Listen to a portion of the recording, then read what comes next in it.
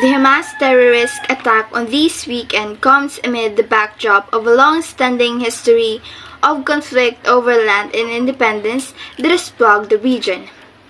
Due to the conflict between the Israel and Hamas group, many Filipino workers in Israel are affected.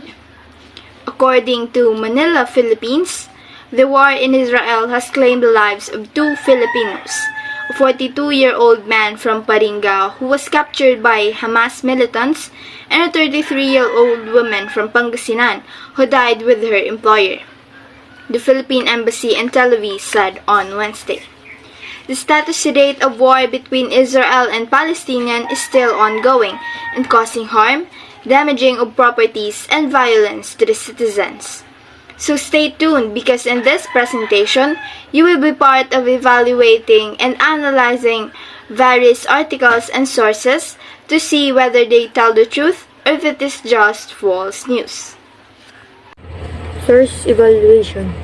This news article is to give news updates and information to the readers about the current situation of many Filipinos who lived and worked in Israel. In early October 2023, war broke out between Israel and Hamas, the militant Islamist group that has controlled Gaza since 2006. Hamas fighters fired rockets into Israel and stormed southern Israeli cities and towns across the border of the Gaza Strip, killing and injuring hundreds of soldiers and civilians and taking dozens of hostages.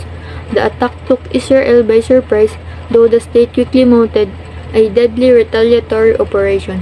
One day after the October 7 attack, the Israeli cabinet formally declared war against Hamas, followed by a directive from the defense minister to the Israeli Defense Forces or IDF to carry out a complete siege of Gaza. Since this is about the situation of what's happening in Israel right now, here are some pictures that are credible showing the situation of the war between Israel and Hamas group.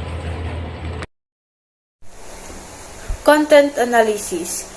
Filipinos in Israel would undoubtedly be greatly affected by the terrible loss of a Filipina nurse. Strong feelings and pity for the nurse's family may be evoked.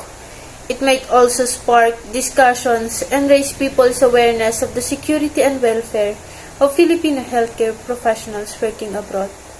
Filipinos' perspective on such an incident can be very diverse.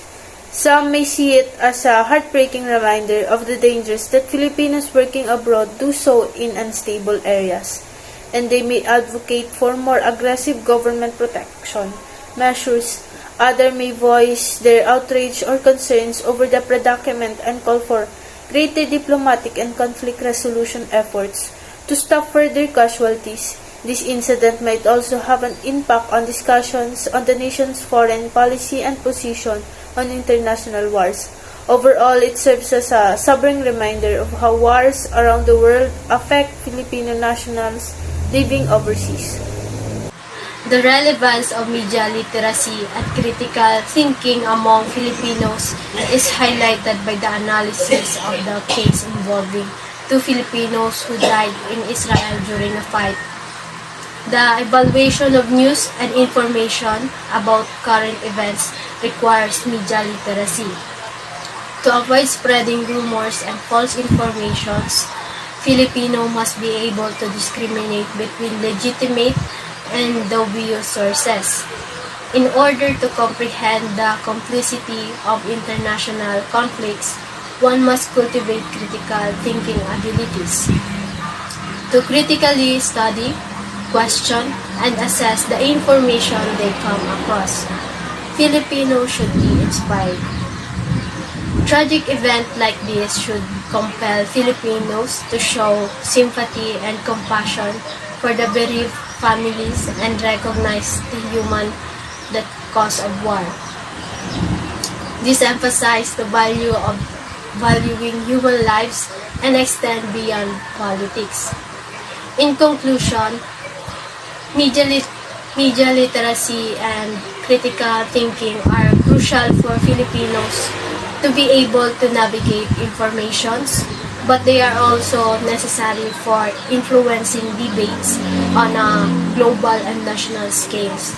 These tragic events can act as a catalyst for the enlightenment and engagement of the populace with an emphasis on human rights, diplomacy, and the protection of Filipinos abroad.